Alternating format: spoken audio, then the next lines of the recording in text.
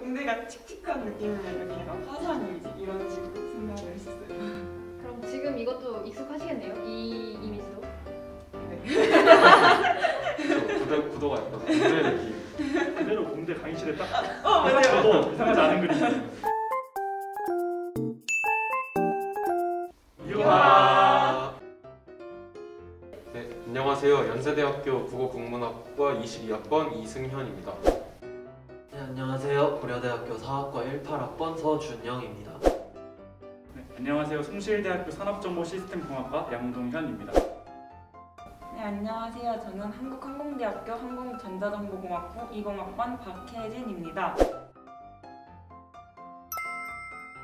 제가 생각하는 문사철은 정해진 건 이제 인문, 사학, 철학이라고 하는데 그렇게 단순히 묻기보다는 좀 모든 학문의 본질, 좀 인문학의 시작 그런 거라고 생각하고 있습니다. 일단 국어국문학과라는 거는 두 가지로 나눌 수가 있어요. 국어국문학은 국어학과, 국문학으로 구분되는 거죠.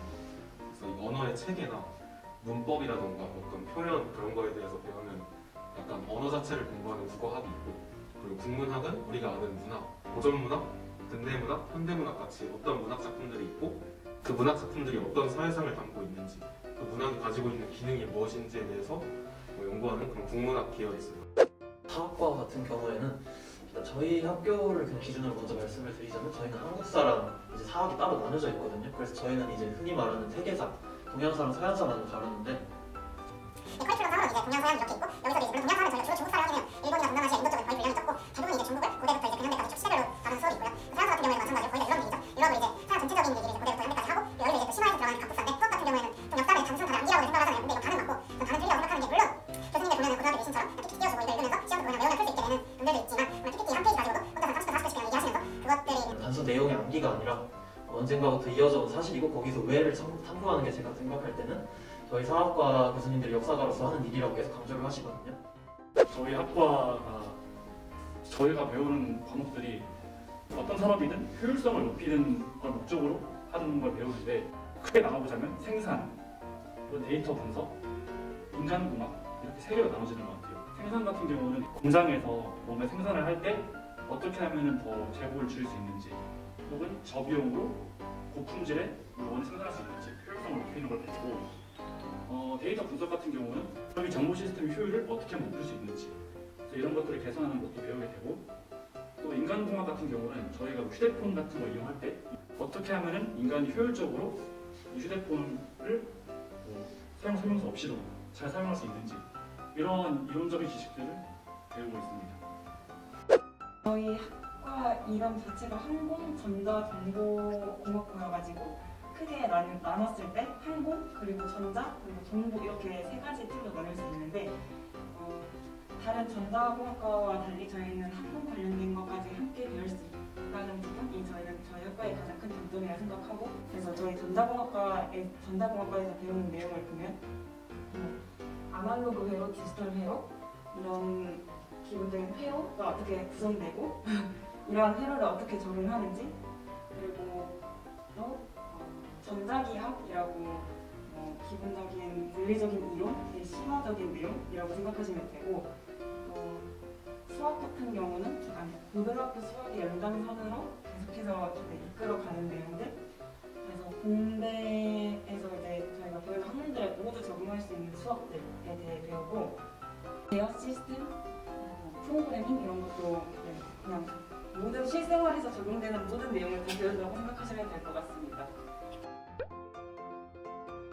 설계 수업 이런 거 할 때 드론 관련된 수업도 있고, 그래서 저희가 뭐 드론 직접 프로그래밍 해가지고 어떻게 날리는지 이런 것도 배우고, 드론이 어떻게 구성되고 어떻게 날아다니는지 이런 분야도 있습니다.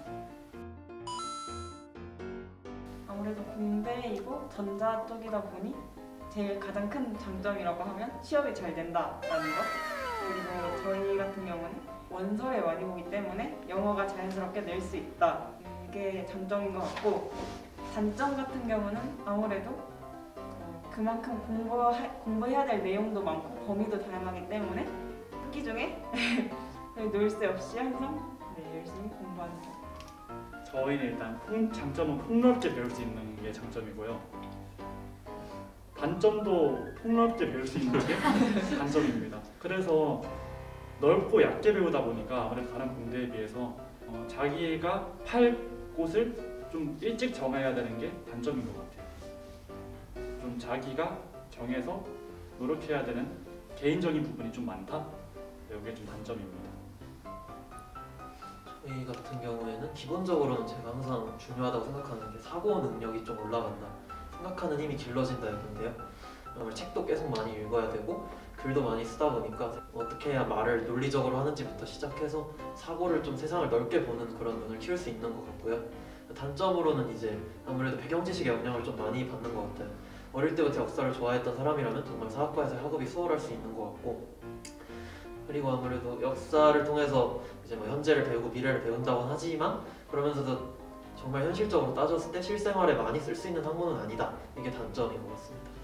국문과의 장점은 가지고 있는 언어 능력이 되게 많이 향상이 돼요. 왜냐하면 아무래도 글을 많이 읽고 글을 많이 쓰기도 하고 다른 사람들이 쓰는 그런 문학적인 것들을 이해하기 위해서 여러 가지로 사고를 고쳐야 되는 그 학과다 보니까 그런 공부들을 계속 하다 보면 제가 말하는 거나 제가 쓰는 능력도 자연스럽게 올라가서 그게 장점인 것 같고, 그리고 그거는 이제 다른 영역과의 시너지가 굉장히 괜찮거든요. 왜냐면 언어 능력이라는 건 어디서나 발현될 수 있는 거기 때문에. 그래서 그런 장점이 있는데, 단점이라고 하면 그걸 뒤집어 봤을 때 그 언어 능력만 가지고는 내가 사회에 진출하는 게 그렇게 쉽지가 않아요. 수학을 얼만큼 잘해야 되나요? 저는 개인적으로 고등학교 시절에 제일 자신 없던 과목이 수학이었거든요. 근데 이제 사실 하다 보니까 되더라고요.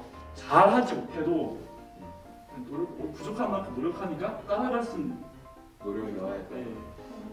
저희 같은 경우는 고등학교 수학이 베이스가 되어야 대학교 수학을 이어나갈 수가 있고 1학년 때 내용이 베이스가 되어야 그걸 계속 다 적용할 수 있기 때문에 사실상 못하면 전체적인 수업을 다 따라갈 수가 없어요.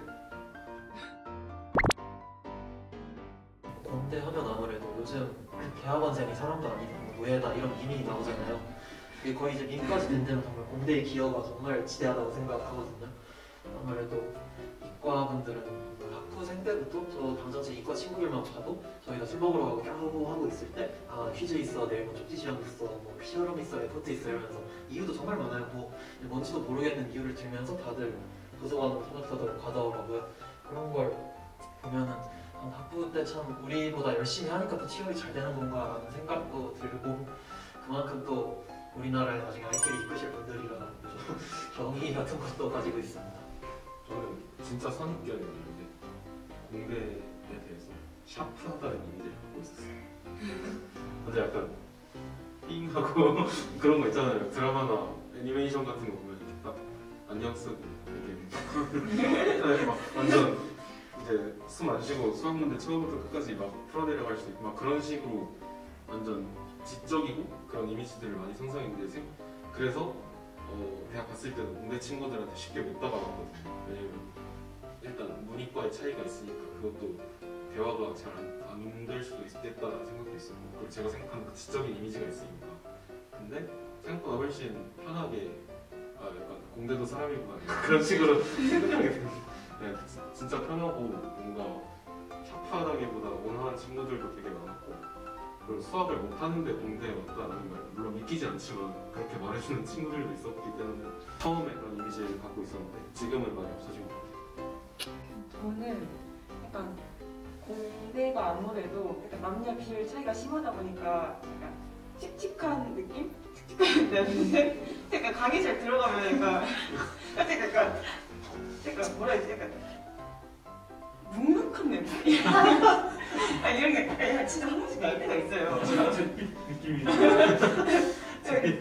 수업 들어가면 진짜 약간 한 강의실 수업 들어갔는데 약간 여자가 손에 꼽아요.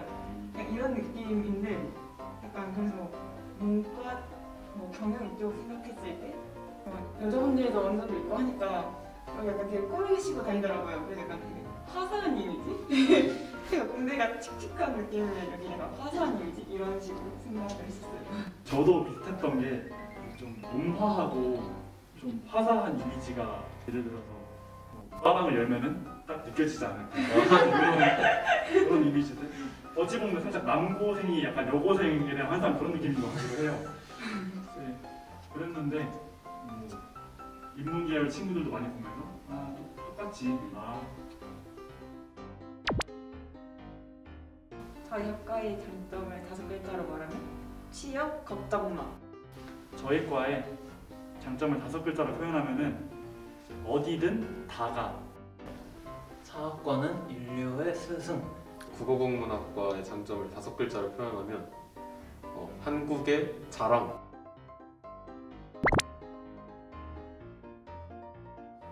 저는 이제 다른 분들과 이제 1학년이기 때문에 학과에 대해서 말씀드릴 수 있는 게 좀 적었을 수도 있는데, 그래도 제가 생각하는 학과의 이미지에 대해서 한 번 더 정리하고 이렇게 말씀드릴 수 있어가지고 되게 좋았고, 그리고 다른 학과 여러분들은 특히 사학과는 제가 좀 생소한 편인데 사학과에 대해서 얘기를 들을 수 있어서 같은 문사철로서 되게 좋았던 것 같습니다. 네, 저는 아무래도 이제 학년도 높아지고 슬슬 이제 복수 전공 위주로 이제 수업을 듣고 있는데, 오랜만에 사학과 얘기하면서 좀 식었던 학과에 대한 애정도 다시 좀 불타오르게 된 것 같고요. 또 국문과에서 그 2개로 나눈다는 것도 새로웠고, 공대분들은 정말 이름도 알셔비였던 것들인데 많은 좀 몰랐던 물지식들을 배울 수 있어서 좋았던 것 같습니다. 저는 이제 저도 제 학과에 대한 여러 가지 지식들을 좀 정리해 볼 수 있는 좋은 기회였던 것 같고요. 특히 같은 공대도 마찬가지겠지만 이제 문사철 분들과 이런 얘기를 되게 처음 해보거든요. 그래가지고 또 다른 새로운 색다른 좀 경험이었던 것 같습니다. 저희 학교가 거의 다 공대 위주밖에 없어가지고 인문계열 사람들을 만날 일이 아예 거의 없었는데, 약간 얘기해보니까 되게 다른 느낌도 많이 받았고, 문사철이라는 단어를 오늘 거의 처음 들어보는데 되게 정리를 잘 해주셔가지고 그 부분이 되게 기억에 남았던 것 같습니다. 지금까지 연세대학교 국어국문학과 이승현, 고려대학교 사학과 18학번 서준영, 숭실대학교 산업정보시스템공학과 염동현, 한국항공대학교 항공전자정보공학부 20학번 박혜진이었습니다.